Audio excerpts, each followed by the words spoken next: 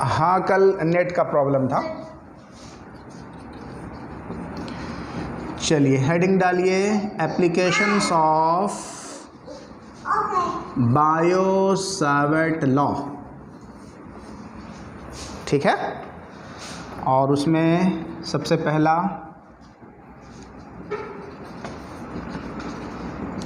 Magnetic field intensity find करना है हम लोगों को। मैग्नेटिक फील्ड इंटेंसिटी मतलब बी का मान है कि नहीं है, किसके कारण, due to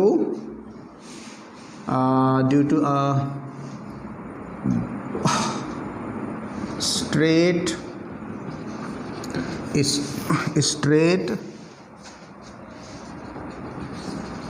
current carrying wire. ठीक है, कोई सीधा धारावाही चालक होगा, उसके कारण हम लोग फाइंड करेंगे चुंबकीय क्षेत्र की शक्ति का मान।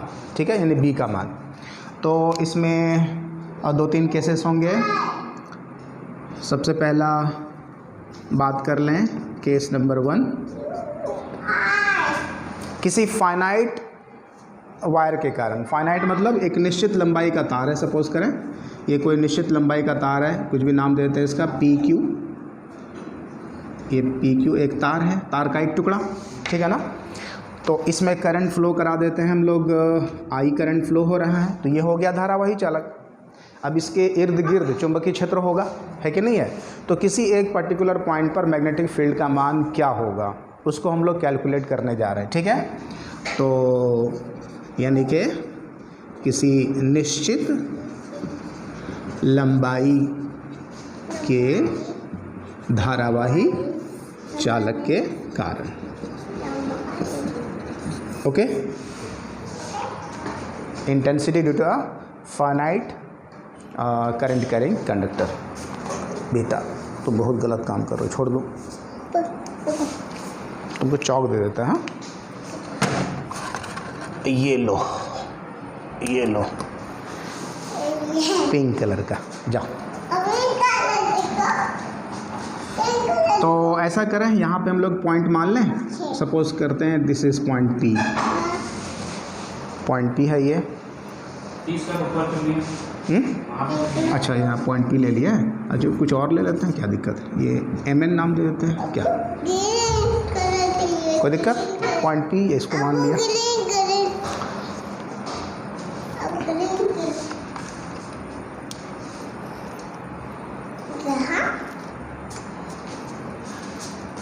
अरे यार, लगाओ लगाओ लगाओ, 100% ख़त्म हो गया इसमें।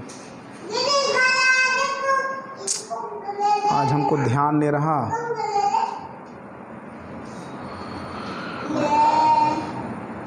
वाईफाई रिचार्ज किए हुए हैं, लेकिन इसमें जो है स्कूल में हम हुआ खोल दिया। 1 मिनट, वीवो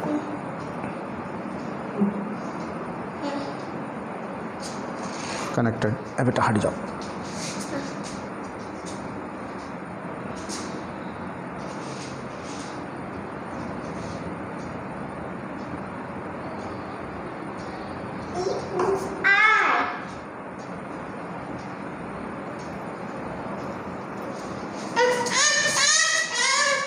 आवाज़ आ रही है? हेलो, सुन पा रहे हैं?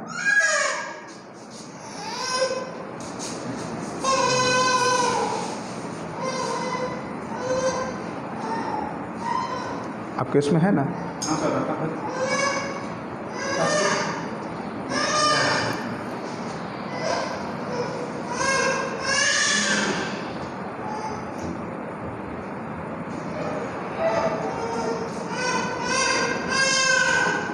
फिर से हमको एंड करना पड़ेगा।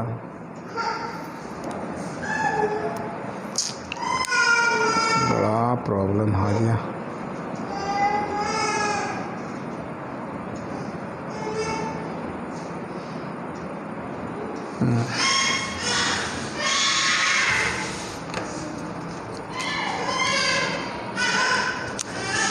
ये भी अभी डिस्चार्ज होने का था।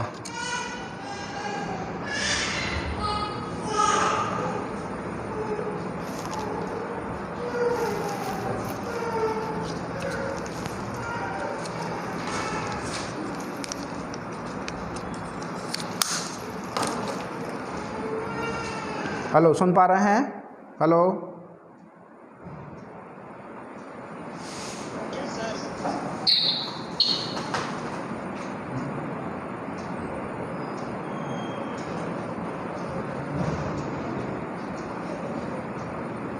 चलिए ओके, वापस आते हैं हम लोग। करंट कैरिंग वायर हो गया Mn, पॉइंट P यहाँ पर है, ठीक है। ये पॉइंट P कहीं भी हो सकता है, ठीक है। चलिए मान लेते हैं कि ये जो बिंदु P है इस वायर से,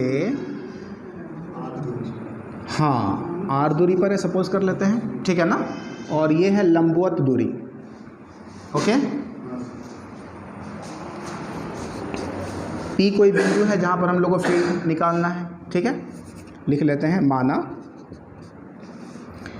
Mn क्या हो गया, चालक की लंबाई, चालक की लंबाई, ठीक है। धारावाही चालक, उसकी लंबाई है। और PO हम लोगों ने R मान लिया, और ये कैसा है, परपेंडिकुलर, लंबवत दूरी है। और हम लोग को क्या करना है, पॉइंट P पर मैग्नेटिक फील्ड का मान ज्ञात करना है। हमें बिंदु P पर चुंबकीय क्षेत्र की तीव्रता यानी B का मान ज्ञात करना है। ये हमारा टारगेट है, ओके। तो अब हम लोग को क्या करना चाहिए, तो सबसे पहले हम लोग क्या करेंगे, इस करंट कैरिंग वायर में एक छोटा सा अल्पांश ले लेंगे, है ना, स्मॉल एलिमेंट, कहीं पर भी ले लेते हैं। जैसे हम लोगों ने यहाँ पे एक स्मॉल सेक्शन ले लिया, ये वाला, ठीक है। ये बहुत ही छोटा है, ओके, जिसको हम लोग DL मान रहे हैं, क्लियर, DL।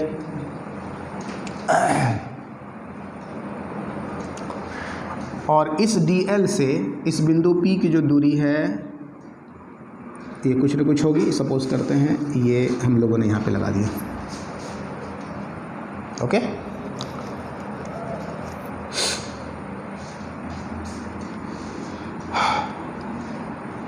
अच्छा, ये जो R है ना, ये जो हम लोगों ने R माना है, इसको ऐसा करें, इसको हम लोग D मान लेते हैं, ठीक है। ऐसे R मानने से भी कोई प्रॉब्लम की बात नहीं है, लेकिन D मान लेते हैं।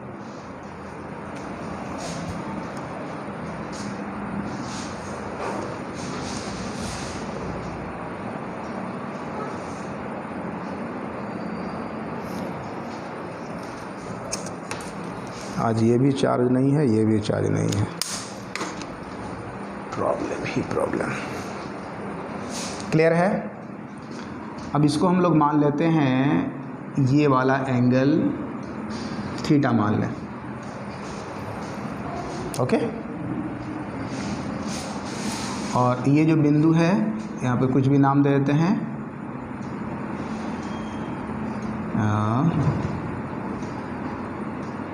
Q नाम देते हैं।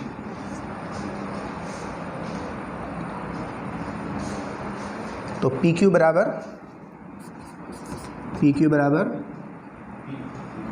ये कुछ दूरी होगी ना, हाँ,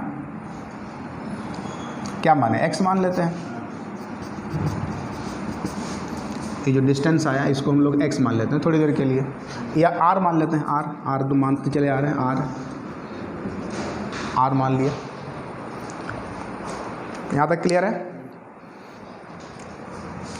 और ये वाला एंगल OPQ बराबर क्या माना, थीटा, एंगल OPQ बराबर थीटा।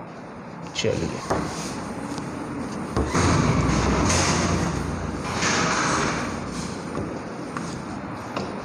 एंगल OPQ बराबर थीटा।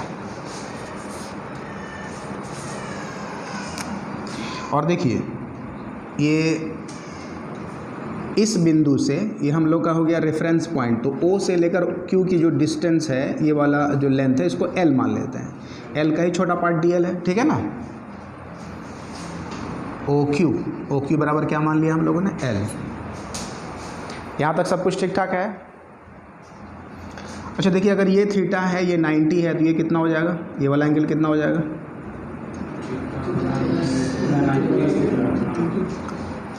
होना चाहिए ना 90 माइनस थीटा, कोई दिक्कत?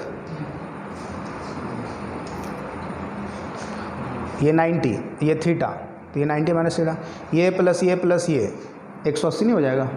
जैसे मान लीजिए ये अल्फ़ा मान लिया सपोज करते हैं, तो 90 प्लस थीटा प्लस अल्फ़ा बराबर 180 होना चाहिए ना, हाँ या ना? तो अल्फ़ा बराबर कितना हो जाएगा? सबको उधर ले जाइए, 180 माइनस 90 माइनस थीटा, तो 90 माइनस थीटा। क्लियर है? हाँ, यानी ये वाला कौन जो है वो 90 माइनस थीटा हो गया। चलिए, ये इतनी सी बात क्लियर है। अब हम डायरेक्ट बाय सावर्ट लॉ लगा करके इस छोटे से अल्पांश के कारण बिंदु P पर तीव्रता निकाल सकते हैं ना। कितना हो जाएगा देखिए तो, अल्पांश, धारा अल्पांश dl के कारण, एक्चुअली इसको बोलेंगे हम लोग धारा अल्पांश dl के कारण बिंदु P पर चुंबकीय क्षेत्र की तीव्रता। तो चूँकि dl अल्पांश के कारण तो dB उत्पन्न होगा, चुंबकीय क्षेत्र dB आएगा। तो डायरेक्ट फॉर्मूला लगा दीजिए, क्या हो जाएगा देखिए तो, μ0/4 पाई I dl, I हो गया, I dl हो गया इसमें, और dl हो गया, और साइन, हाँ थीटा क्या होता था, dl और r के बीच का कोण होता था ना, तो ये 90 माइनस थीटा देना चाहिए ना हम लोग को, कोई दिक्कत? बटे क्या, dl से बिंदु P की जो दूरी है उसका स्क्वायर, r² है, कोई दिक्कत? यहाँ तक समझ में आया? तो डायरेक्ट वहाँ से हम लोग यूज़ कर लिए बाय सावर्ट लॉ। अच्छा, अब आगे बढ़ें। dB बराबर μ0I/4 pi dl sine 90 minus theta cos theta बटे r²। यहाँ तक सही है? तो ये जो निकाले हम लोग, ये मैग्नेटिक फील्ड निकाले dB, किसके कारण? dl के कारण, dl के कारण। अब पूरे वायर के कारण अगर निकालना चाहेंगे तो क्या करना चाहिए? इंटीग्रेट कर देंगे, है कि नहीं है? तो इसको इंटीग्रेट कर दें तो टोटल फील्ड आ जाएगा, टोटल फील्ड आ जाएगा पूरे वायर के लिए। तो इसलिए देखिए तो B बराबर, जो परफेक्ट कांस्टेंट बाहर कर दीजिए, μ0I/4 पाई, ये तो हर हाल में कांस्टेंट है कि नहीं है? अंदर में देखिए dl रह जाएगा, और क्या रहेगा, कॉस थीटा रहेगा, और r², चूँकि तीनों ही चेंज होने वाला है। जैसे ही आप dl को खिसकाएंगे r चेंज हो जाएगा, थीटा भी चेंज हो जाएगा, होगा कि नहीं होगा? तो इसलिए जो है ये तीनों की तीनों क्वांटिटी क्या है यहाँ पर, कांस्टेंट है। अब इसके बाद, अब चूँकि 3 वेरिएबल यहाँ पर है, तो तीनों को किसी एक वेरिएबल में कन्वर्ट करना होगा। हमारी बात समझ में? अब क्या करते हैं देखिए, इसको इक्वेशन 1 मानिए यहाँ पर, और हम लोग आगे बढ़े। ओके, अब देखिए हमारे पास यहाँ पर 3 वेरिएबल है, dl है, थीटा है और r है ना। अब उन तीनों को क्या करना है, किसी एक सिंगल वेरिएबल में कन्वर्ट करना है। तो हम लोग सारे को कन्वर्ट करेंगे थीटा के फॉर्म में। ओके, तो जो थीटा हमको दिखाई देगा, इस थीटा के फॉर्म में हम लोग dl को और r को कन्वर्ट करेंगे। ओके, तो सबसे पहले देखिए, इस समकोण त्रिभुज में, समकोण त्रिभुज POQ में राइट एंगल ट्रायंगल है POQ, इसमें अगर हम बात कर रहे हैं tan थीटा की, तो tan theta is equal to क्या हो जाएगा, tan theta is equal to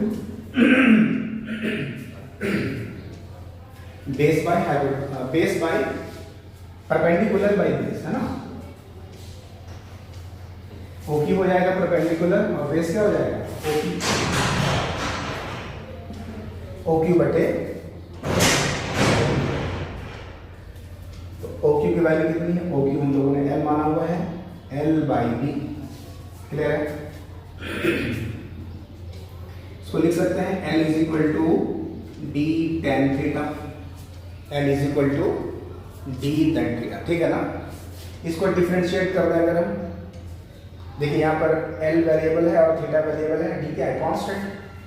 D तो परपेंडिकुलर डिस्टेंस है ना, ये क्या होगा, कांस्टेंट। इस पॉइंट से इस वायर की परपेंडिकुलर डिस्टेंस, लंबवत दूरी D है, जो इकलौता होगा D। क्लियर है? तो D यहाँ पे कांस्टेंट है, जिसको हम डिफरेंशिएट अगर करें तो मिलेगा DL बराबर, D कांस्टेंट है, tan थीटा का क्या होता है sec square theta d theta. Clear है? तो ये आ गई DL की वैल्यू। इसी तरह से हम लोग ये जो R है इसको भी कन्वर्ट करेंगे थीटा के फॉर्म में। ठीक है, तो क्या करना चाहिए, क्या करना चाहिए, R और थीटा का रिलेशन यहां से मिल सकता है। इसी समकोण त्रिभुज में अगर हम लोग बात कर रहे हैं cos theta is equal to क्या होता है बेस बाय हाइपो, ठीक है ना। तो उसी समकोण त्रिभुज में cos थीटा बराबर लिखा जा सकता है d बटा r। क्लियर है? d बाय r, और r इज इक्वल टू क्या हो जाएगा d बाय cos थीटा, या लिख सकते हैं हम लोग इसको d sec थीटा। यहां तक सही है।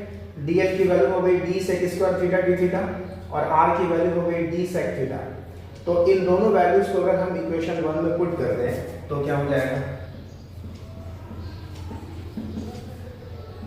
समीकरण 1 से सारे वैल्यूज को पुट करें तो b बराबर हो गया म्यू नॉट i बटे 4 पाई इंटीग्रेशन dl के स्थान पर रखेंगे d sec square theta d theta, है ना, और cos थीटा को ऐसे ही रहने दें, cos theta divide by r square is equal to क्या हो जाएगा d square sec square theta. यहां तक बिल्कुल ठीक ठाक है।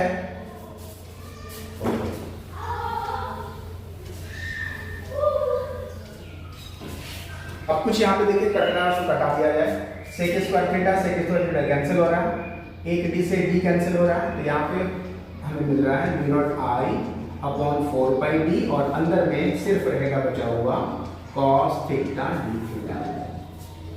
तो इस वायर के लिए मैग्नेटिक फील्ड का एक्सप्रेशन थीटा के फॉर्म में इस तरह से आ रहा है। अब देखिए ये जो थीटा है, ये थीटा का वेरिएशन कहां से कहां तक हो सकता है, लिमिट हम लोग पुट करेंगे। तो अगर ये dl मान लीजिए यहां पर होता, पॉइंट n पर होता, तो क्या होता, इसको देखिए अगर dl यहां पर होता तो ये जो एंगल होता ये वाला एंगल होता, ठीक है ना। इसको हम लोग थोड़ी देर के लिए मान लें थीटा 1। क्लियर है? फिर जैसे जैसे dl ऊपर ले जाएंगे थीटा की वैल्यू घटती जाएगी, और पॉइंट O पर आने पर थीटा की वैल्यू क्या हो जाएगी 0। क्लियर है? फिर हम आगे बढ़ेंगे, अगर हम ऊपर जाएंगे तो dl को ऊपर लेते जाएंगे तो फिर ये क्या होगा, ये एंगल भी बढ़ेगा, देखिए तो, और फाइनली जब यहाँ पे आ जाएगा अल्पांश तो मेरा एंगल बनेगा ये वाला, कुछ और एंगल होगा, suppose this is theta 2। Clear है? तो थीटा का वेरिएशन कहां से कहां तक हो सकता है, थीटा का वेरिएशन हो सकता है थीटा 1 से लेकर थीटा 2।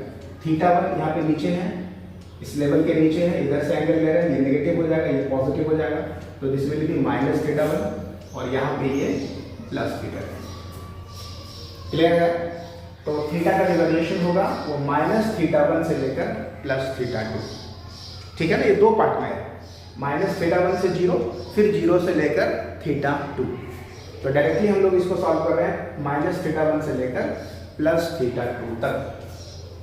यहाँ तक क्लियर है? अब इसको सिर्फ सॉल्व कर लेंगे हम लोग, और मैग्नेटिक फील्ड की वैल्यू आ जाएगी इस पर्टिकुलर वायर के लिए, है ना। ये जो वायर हमारे पास है mn वायर, ठीक है, इस वायर के लिए इस पॉइंट पर मैग्नेटिक फील्ड की जो वैल्यू आ रही है वो क्या आ जाएगी, देखिए mu nought i by 4 pi d। Cos theta का इंटीग्रेशन क्या हो जाता है, साइन थीटा होता है ना, थीटा का साइन थीटा होता है। वैल्यूज पुट करें, अपर लिमिट माइनस लोअर लिमिट, ये होता है ना, थीटा के स्थान पर रखिए एक बार, अपर लिमिट माइनस देंगे sine minus theta. Okay, sine minus theta is equal to क्या होता है, माइनस साइन थीटा हो जाता है ना, ये साइन बाहर आ जाएगा, ये प्लस हो जाएगा।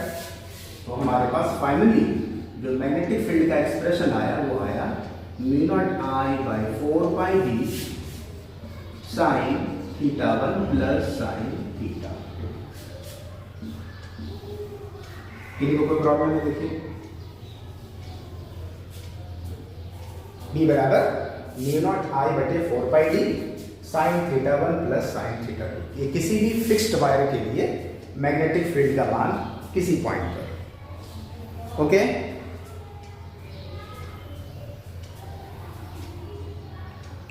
चलिए आगे बढ़ें।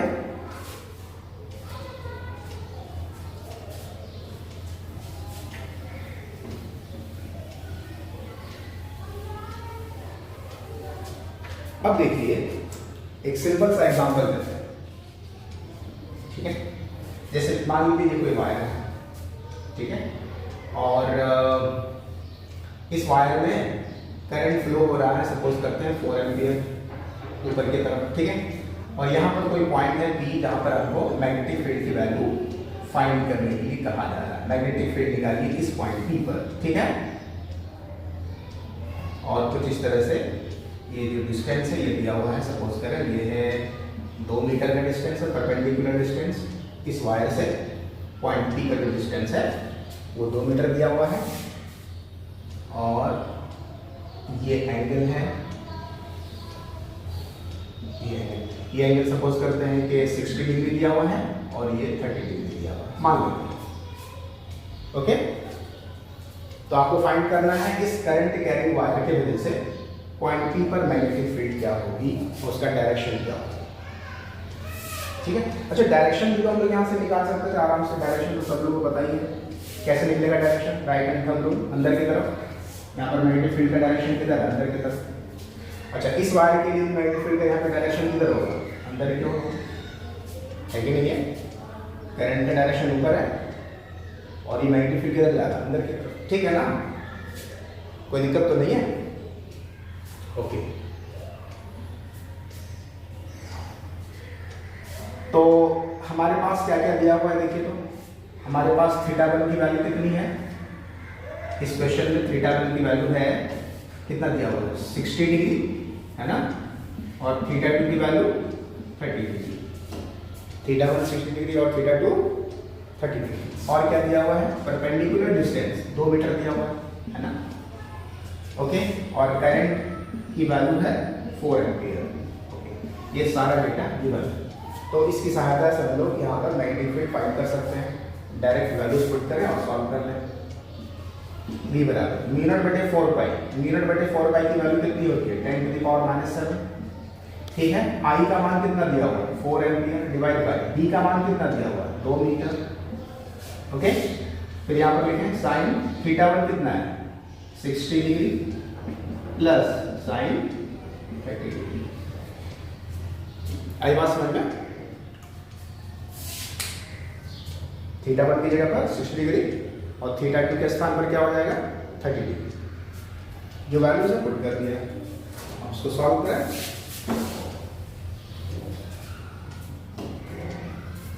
ये कटा यहाँ पे हो जाएगा 2 × 10 टू द पावर -7 है ना। यहाँ पे कितना हो गया, साइन 60 डिग्री √3/2 साइन 30 1/2। क्या है, यहाँ एलसीएम ले लीजिए, 2 √3 + 1 और नीचे 2 आ जाएगा, 2 से 2 कैंसिल, तो हो गया answer √3 + 1 × 10 to the power -7 tesla. कहीं कोई दिक्कत है, चाहे तो √3 की वैल्यू पुट कर दें 1.73, सॉल्व कर लेंगे 2.73 × 10⁻⁷ है ना। 2.73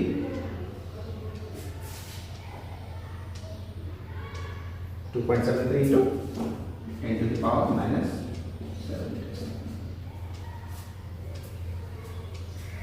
क्लियर है। इस तरह कोई भी सिंपल सवाल कर सकते हैं हम लोग। चलिए एक और क्वेश्चन लेते हैं।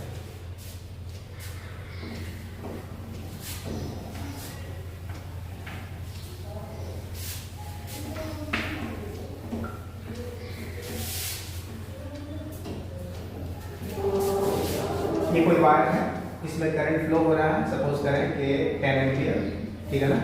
और इस वायर से 10 मीटर के डिस्टेंस पर कोई पॉइंट P है।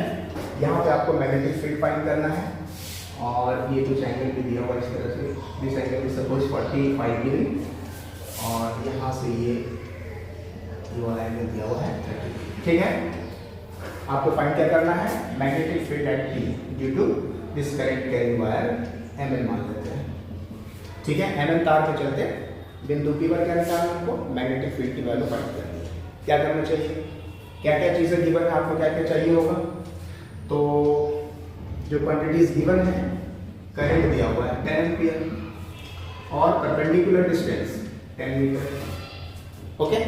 और क्या चाहिए होगा, ये वाला एंगल चाहिए, है कि नहीं, परपेंडिकुलर डिस्टेंस से ये वाला एंगल लेकर θ1 और ये क्या हो गया θ2। हमारी बात समझ में, बताइए तो θ1 की वैल्यू क्या होगी। बहुत ही सिंपल है, इस राइट एंगल ट्रायंगल में आप देखिए ध्यान से, ये समकोण त्रिभुज दिखाई दे रहा है, ये है 90 डिग्री और ये 30 डिग्री, तो ये कितना हो जाना चाहिए, ये कितना होना चाहिए 60 होगा ना, क्लियर है, 60 + 30 90। उसी तरह से अगर हम बात करें θ2, यहाँ पर कितना हो जाएगा, ये 45, तो ये भी क्या हो जाएगा 45, क्लियर है। अब सिंपल निकाल लिया जाए, मैग्नेटिक फील्ड μ0/4 पाई I/d sin θ1 + sin θ2। मेरे ख्याल से कोई दिक्कत नहीं, सारा वैल्यू पुट करके हम लोग आराम से निकाल सकते हैं, क्लियर है। चलिए, अच्छा, अगर बिंदु P, जैसे ये कोई वायर मान लीजिए, ये तो निकल ही जाएगा ना, तो सॉल्व करके निकल जाएगा, सारा वैल्यू दिया हुआ है, सॉल्व कर सकते हैं आराम से। अब देखिए, मान लीजिए ये करंट आई है, यहाँ पे पॉइंट P है, ठीक है ना, तो यहाँ पर हम लोगों ने मैग्नेटिक फील्ड की वैल्यू निकाली, ठीक है।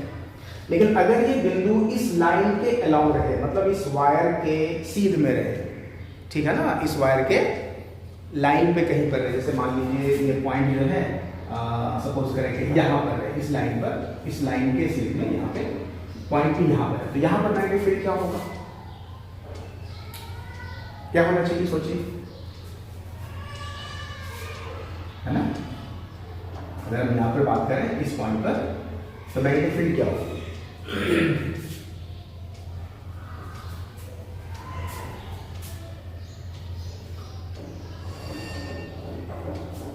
क्या होनी चाहिए, ये तार है M और ये तार N है। तो देखिए, अगर हम θ1 को यहाँ पर कैलकुलेट करना चाहें, θ1 की वैल्यू क्या होगी, जैसे यहाँ पर θ1 की वैल्यू 30 डिग्री 60 डिग्री है, यहाँ पे 45 डिग्री है। अगर ये पॉइंट P यहाँ पर आ जाता है लाइन पे, तो θ1 की वैल्यू 0 डिग्री नहीं हो जाएगी, सोचिए तो। और सिमिलरली θ2, N से लेकर के इस पॉइंट P का जो एंगल बनेगा वो 0 डिग्री बनेगा, एक ही लाइन पर है ना। अरे भाई, बिंदु M और बिंदु P सेम लाइन पर है, तो एंगल 0 होगा।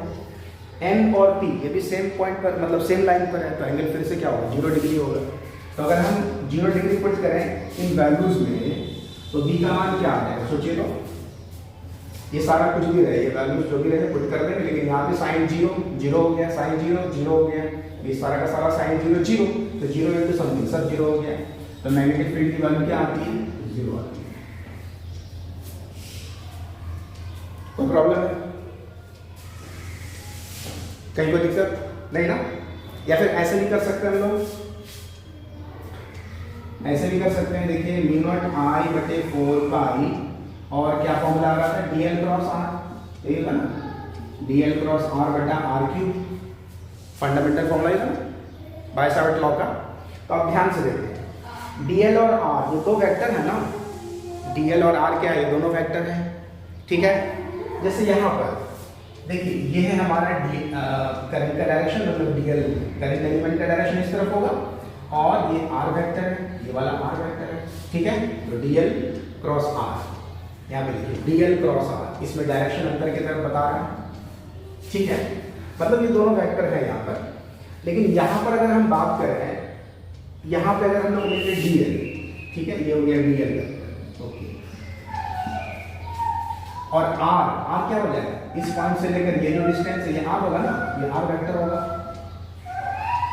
ये r वेक्टर होगा, ठीक है। तो dl और r ये दोनों किधर है, सेम डायरेक्शन में है, dl और r किधर है, सेम डायरेक्शन में है। तो अगर हम इसको सॉल्व करेंगे, dl क्रॉस r क्या होता है, dl into r into sine theta होता है कि नहीं होता है। क्या हम इसको लिख सकते हैं, dl into r into sine theta, theta की जगह क्या बोलते हैं, 0 डिग्री, अरे भाई थीटा के स्थान पे क्या पुट करना चाहिए? 0 डिग्री, क्योंकि थीटा क्या होता है? डीएल वेक्टर और आर वेक्टर के बीच का कोण होता है। तो 0 डिग्री है तो साइन 0 0, तो सारा का सारा क्या होगा? 0। तो हम यहाँ से इसको समझ सकते हैं। तो आपको याद ये रखना है कि किसी भी करंट कैरिंग वायर के अलोंग मैग्नेटिक फील्ड का मान क्या होता है? 0 होता है। ठीक है। किसी भी धारावाही चालक के लाइन पर चुंबकीय क्षेत्र की शक्ति 0 होती है। इसको आप नोट कर लें। The मैग्नेटिक फील्ड स्ट्रेंथ यानी कि B is 0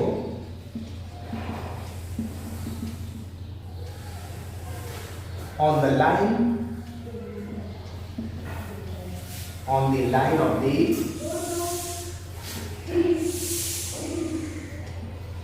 current carrying wire। Clear है? क्लियर है? ये मैग्नेटिक फील्ड का जो स्ट्रेंथ होगा B का मान वो 0 होगा किधर? करंट कैरिंग वायर के सीध में, उसके लाइन पर कहीं पर भी, ठीक है ना? इसके लाइन पर कहीं पर भी, यहाँ पे होगा या नीचे भी कहीं पे मिलेंगे, मैग्नेटिक फील्ड की वैल्यू 0। क्लियर है? जैसे यहाँ पर देखिए, यहाँ पर मैग्नेटिक फील्ड का मान क्या होगा? 0 होगा, है ना? इसके लाइन पे कहीं पे भी, और इसी तरह से इस लाइन पे किसी भी पॉइंट पर मैग्नेटिक फील्ड का मान क्या होने वाला है? 0 होने वाला है। हाँ, अगर पॉइंट तार के दाएं बाएं किधर भी रहे तो मैग्नेटिक फील्ड हो सकती है, बट होगी, ठीक है ना? वायर के अलोंग ना हो, वायर के ऊपर नीचे कहीं पे भी अगर पॉइंट होगा तो वहाँ पर हम मैग्नेटिक फील्ड कैलकुलेट कर सकते हैं। तो ये से बात क्लियर हो गई? चलिए।